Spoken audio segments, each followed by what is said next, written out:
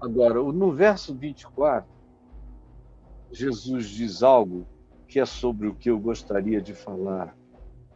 Guias cegos, que coais o mosquito e engolis o camelo.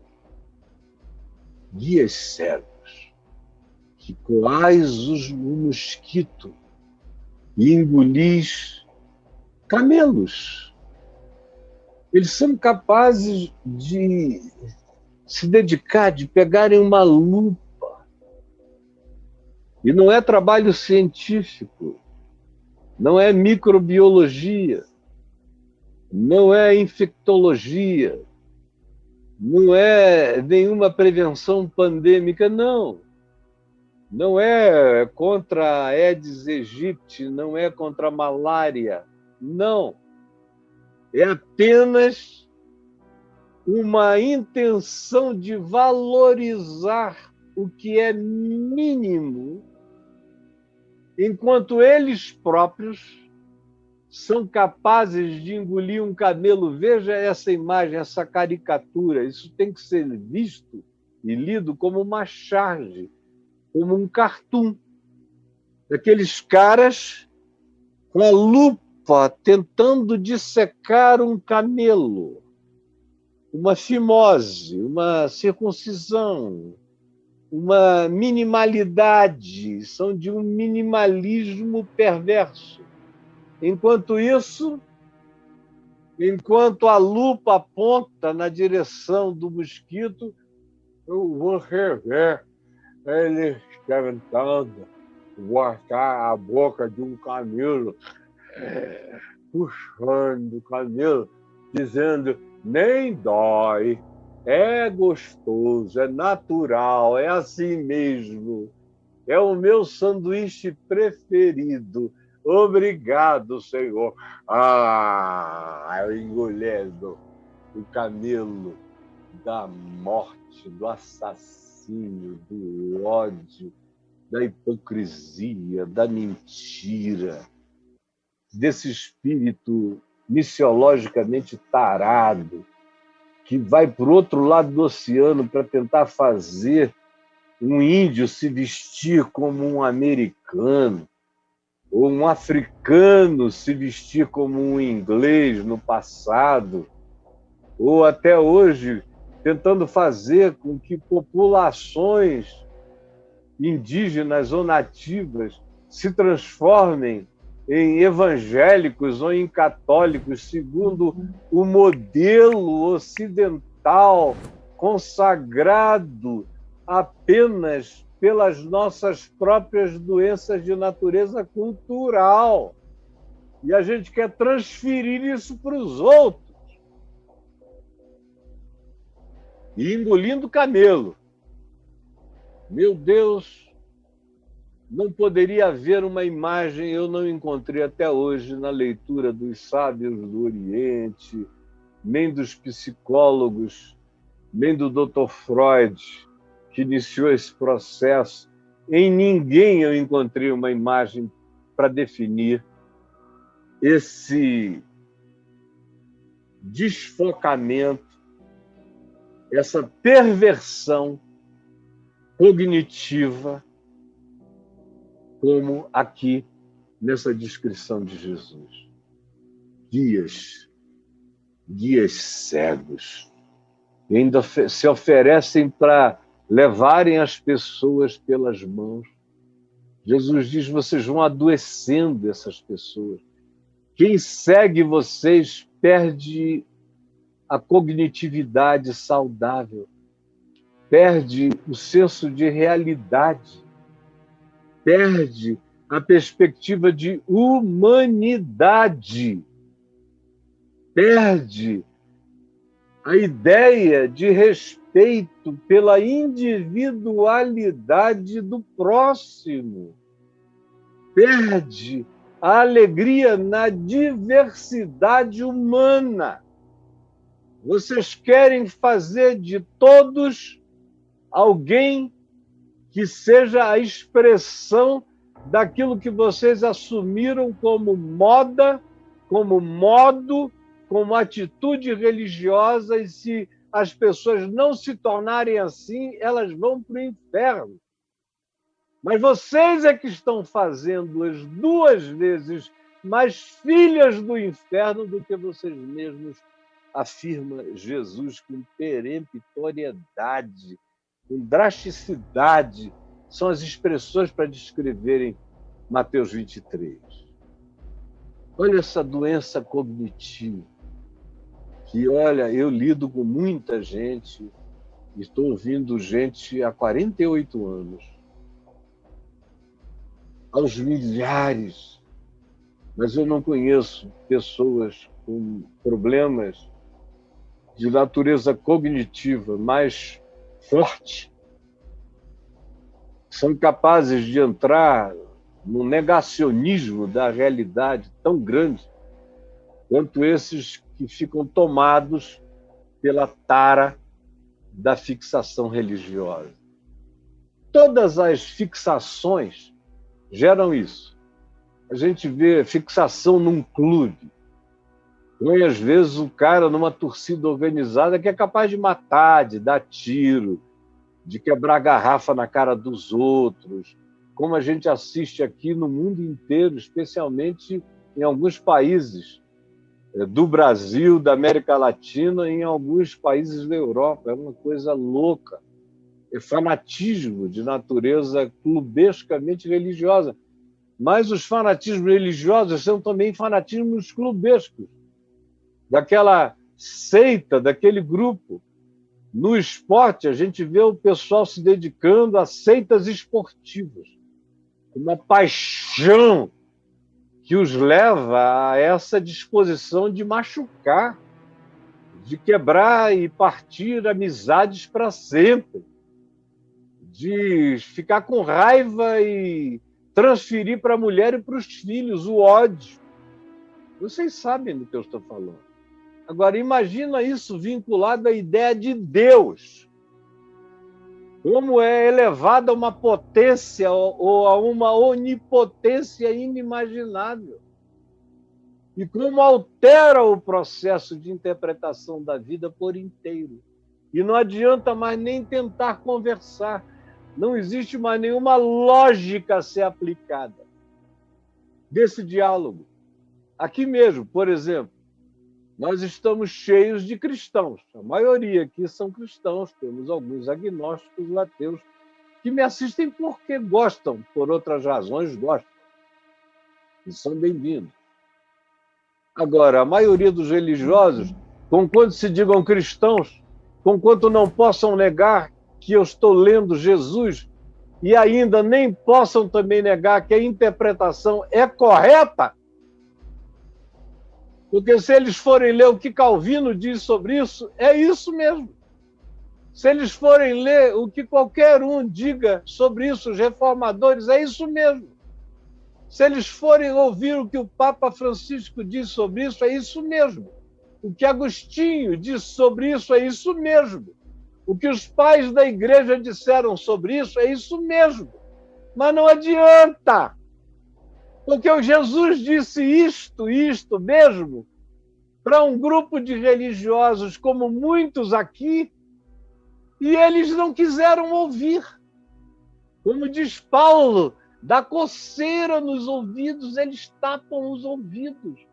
Ou como Jesus disse, eles fecham os olhos, eles bloqueiam, eles blindam todo o processo de percepção da realidade, de cognitividade, de verdade, de encontro com o sentido e o significado das coisas, conforme o sentido e o significado universal das coisas para qualquer ser humano, seguindo o princípio cognitivo de Jesus, que te ensinou, se você quiser saber como deve ser para o outro, utilize o princípio da individuação cognitiva.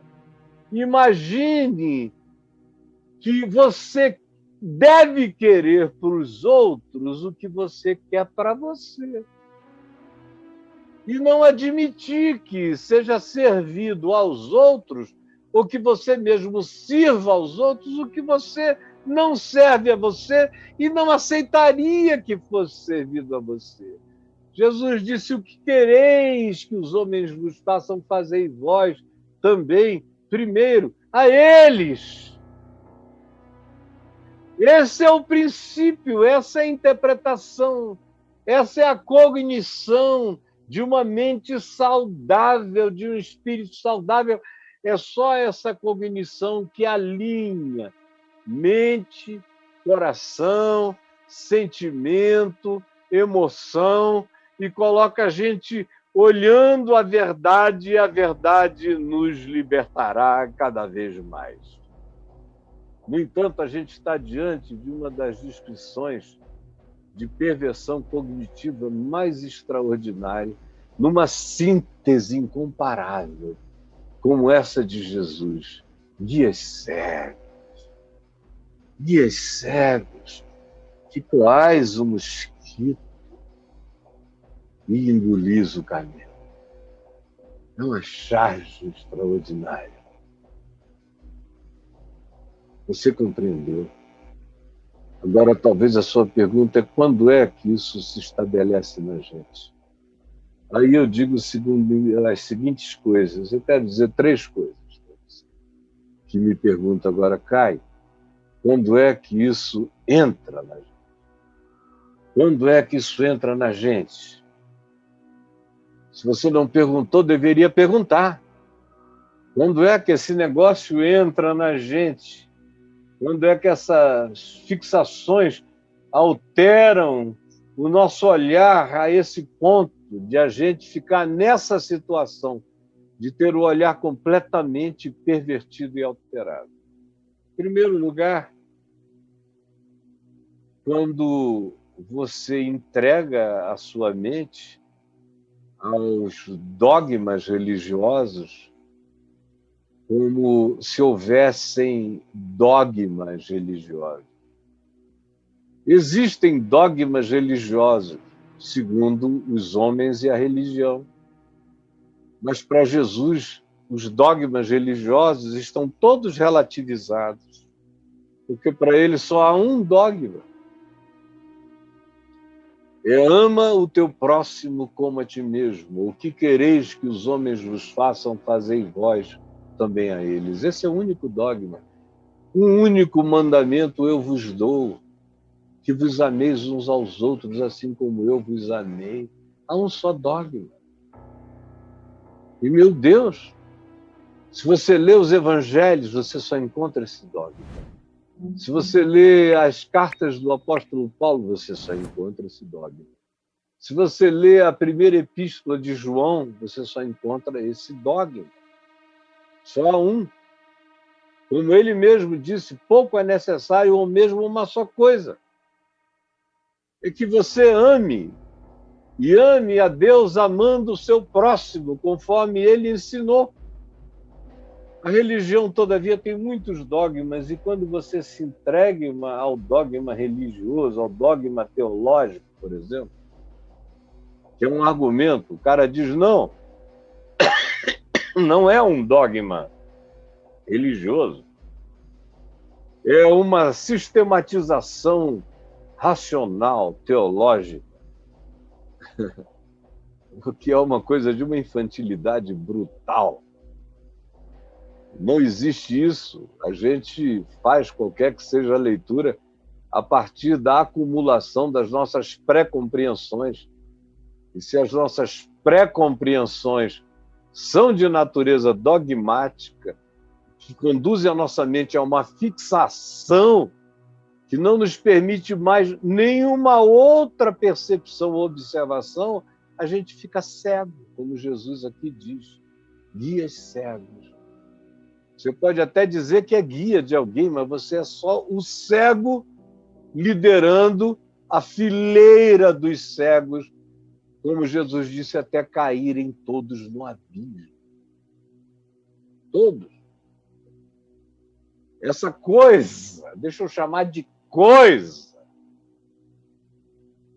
toma conta da gente, empedra, tira a plasticidade cerebral, a flexibilidade, a maleabilidade, a capacidade de aprendizagem e mata o espírito. E enlouquece a alma, a tal ponto que a gente fica completamente cego, patologizado pelo dogma teológico. Aí vem a segunda coisa, o dogma teológico produz, obviamente, comportamentalismo.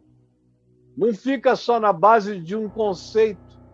Aquele conceito tem que se transformar num comportamento que é moral, porque acaba sendo moral porque não é ético, não tem nada a ver com o ethos da vida, tem a ver com a média ponderada daquele grupo, a média ponderada do nosso cercadinho religioso, teológico, ideológico, de qualquer natureza.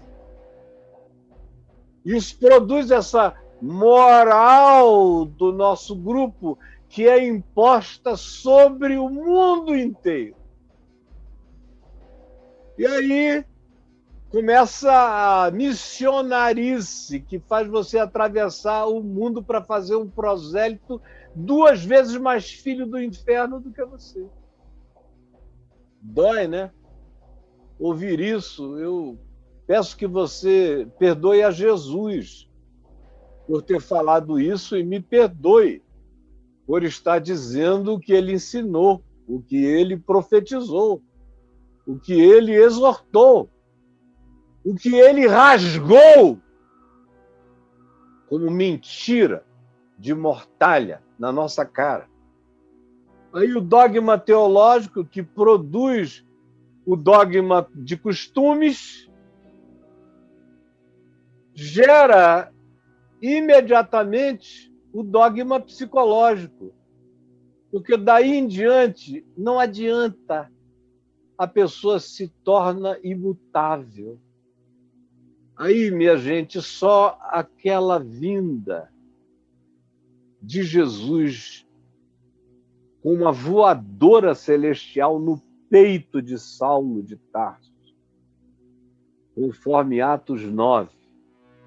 Só uma coisa assim, essa voadora celestial do Cristo ressuscitado nos peitos de Paulo, porque Paulo era o mais fanático dos fanáticos.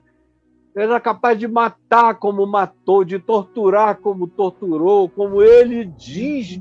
Por isso ele faz questão de dizer: eu sou o menor, não sou nem digno de ser chamado ou tratado como apóstolo, porque eu persegui a igreja de Deus e matei, e obriguei muita gente a blasfemar, a negar a fé.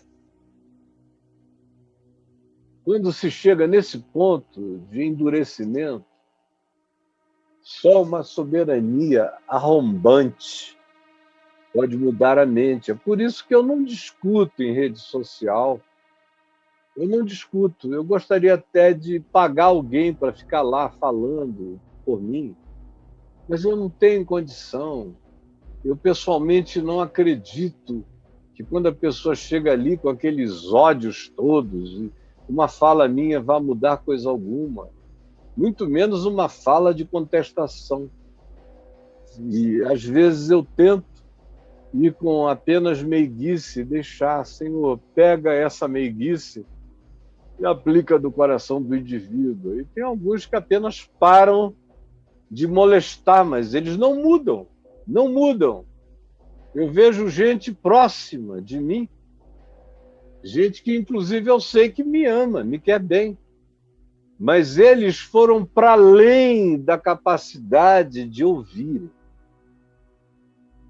Eles não conseguem mais porque o bloqueio psicológico, a barreira cognitiva, o véu do entendimento lhes foi tirado, como diz Paulo em 2 aos Coríntios 3 e 4, especialmente no capítulo 4.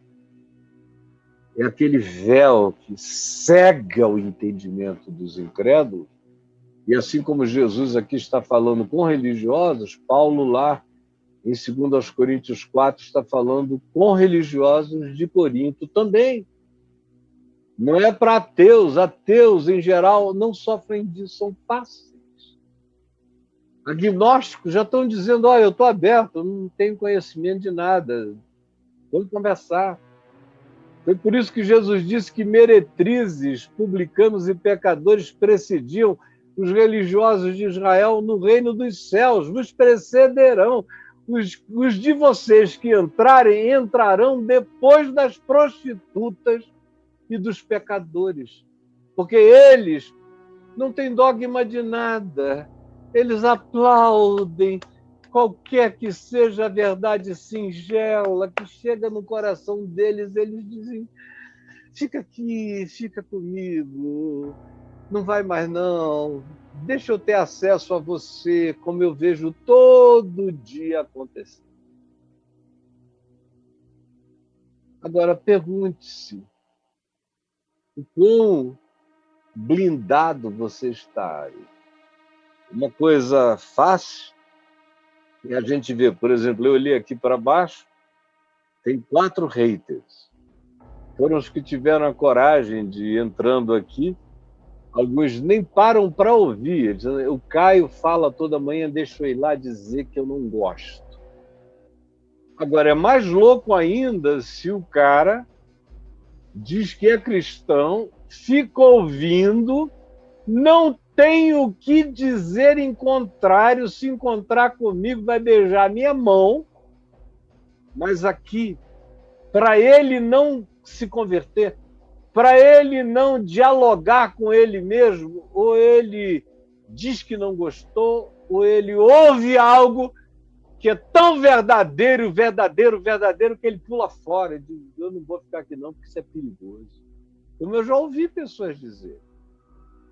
Eu ouvia fragmentos do que você falava, me dizem algumas pessoas. Eu não ficava para ouvir mais, porque eu achava perigoso, insuportável, incontestável, e eu não queria me converter ao Evangelho puro e simples. Em que estado mental você está? E se você não está nesse estado, tome, todavia, cuidado, porque é sutil a chegada nele. Eu já vi, como diz Paulo, escrevendo aos Gálatas, no capítulo 3, corrieis bem, quem vos persuadiu a deixardes o Evangelho, a voltardes atrás? Quem? Eu conheço pessoas que iam correndo bem, aí encontram alguém aqui na internet, uma fala, eles não têm muito conhecimento, então qualquer coisa que se diga com aparência de revelação, de informação, aí o cara fica, diz, é uma informação que eu não tinha, aí parece que tudo que vem dali é verdade, e o cara não checa, não confere, não bota ao lado do Evangelho para ver se sobrevive, não passa pelo filtro de Jesus, não vê se passa na chave hermenêutica do Evangelho, que é Jesus, e engole tudo, e aí depois de um tempo, pouco tempo, você fica assustado com o que pode acontecer na mente de uma pessoa que corria bem. E, de repente, foi persuadido por outras coisas. E aí eu vou vendo, como diz o apóstolo João, eles eram dos nossos, agora se tornaram anticristo. É o que João diz, eles estavam entre nós, a gente partiu o pão com eles, e agora eles saíram como verdadeiros anticristos. Não é porque eles saiam negando a Jesus, é porque eles negam o Evangelho. Quem nega o Evangelho conforme o Evangelho nega a Cristo. E vira um anticristo, especialmente depois que já conheceu a verdade toda. Corriam bem, aí foram persuadidos a voltar atrás. Essa é a razão da segunda epístola de Pedro, da única epístola de Judas, o irmão de Jesus, é para esses que corriam bem e voltaram atrás. A epístola aos Hebreus é toda ela para quem corria bem e voltou atrás. A epístola aos Gálatas, praticamente todas as epístolas de Paulo são destinadas a pessoas que começaram bem e, de repente, começaram a fazer moonwalking e voltaram atrás. Como eu vejo algumas pessoas querendo usar um processo seletivo, dizendo: eu vou ficar com isto e com aquilo, e vou ficar com aquele outro pacotão inteiro. Não dá, sabia? Não dá para você juntar Jesus ao pacote solene das iniquidades produzidas pela maldade, pelo orgulho, pela autoexaltação, pelo supremacismo. São todas realidades escritas, descritas e denunciadas por Jesus exclusivamente, se você não quiser ir mais adiante, nesse capítulo 23 de Mateus. Está tudo dito aí. Não sobrou nada de fora. Agora olhe para o seu próprio coração. E tome cuidado, meu amigo, minha amiga, meu querido, minha querida. Hoje a gente está numa situação que, se eu disser aqui, meu querido, meus queridos, tem um monte de menina que diz: não está falando comigo. Aí, se eu disser minhas queridas, aí tem um monte de homem que diz: não, isso não é para mim. Aí você tem que chegar ao ponto de iniciar uma fala dizendo todos e todas, porque está tudo tão dividido. Se você não disser todos e todas, se você disser apenas todos nós, parece que a gente não está sendo preciso o bastante. É um outro dogma. É um outro dogma. Tem o dogma da religião e tem o dogma do politicamente correto, que é uma religião secular.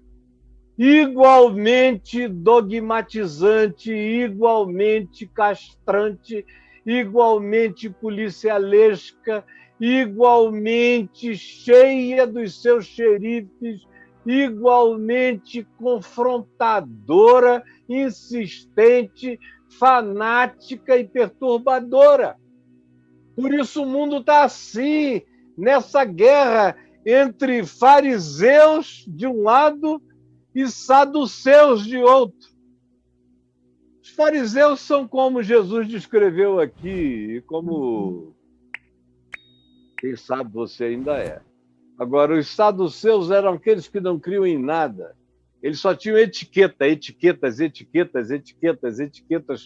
para cada lugar, para cada hora, para cada modo. Eram os reis das etiquetas. Os fariseus são os reis dos dogmas morais e de cobrança religiosa. Mas os saduceus, a maioria deles eram sacerdotes da etiqueta. Eles mal criam em Deus, não criam em anjos, em espírito, em ressurreição, em vida eterna, não criam em nada. Eles criam num Deus longínquo, a maioria deles era deísta. Deus criou, deu corda, foi embora e largou tudo aqui. Parece muito com o politicamente correto. Só tem etiqueta, mas são etiquetas que vão virando dogmas.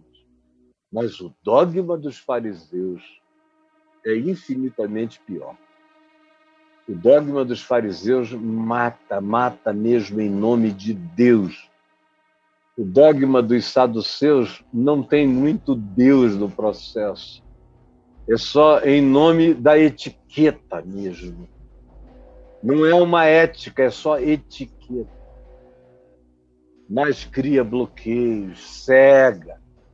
Cria guias de cegos que são cegos. Agora olhe para o coração e pergunte o quanto disso entrou em você. Pegue Mateus 23 e leia, se você não consegue ler hoje em dia direito português, pelo menos pegue o Novo Testamento na linguagem de hoje, um negócio desse, leia para facilitar o gibi, para você ir lá, porque não é possível. Eu só entendo que você olhe para Mateus 23 e fique como está se você não souber ler. Ou então se você tivesse tornado um ser com esse bloqueio, com essa crosta inatravessável.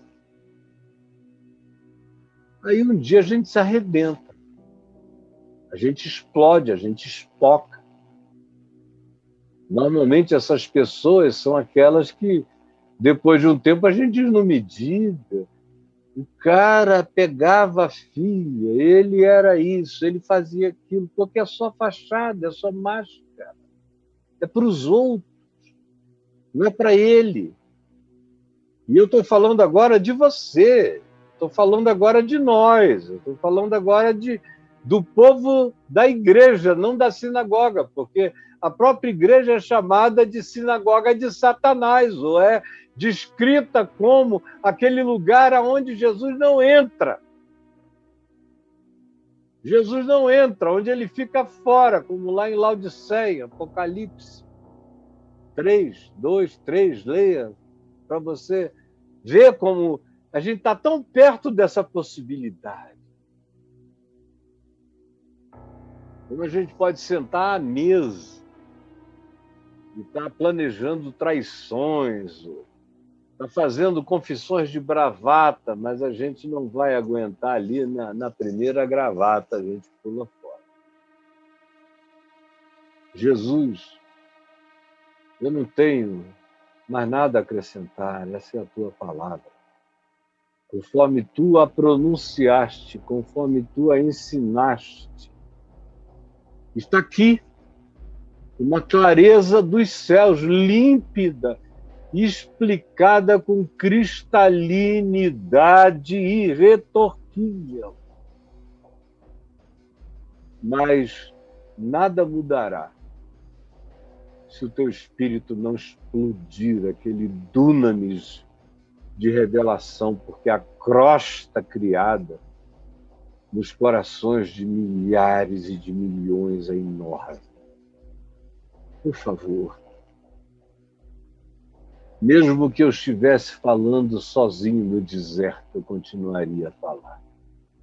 Mas eu te agradeço por esses que estão aqui, por esses muitos que ouvirão depois, pedindo que tu faças um milagre, que essa palavra cresça na mente, no coração de muitos e alcance outros e outros e outros. É o que eu te imploro de todo o meu coração, em nome de Jesus. Amém.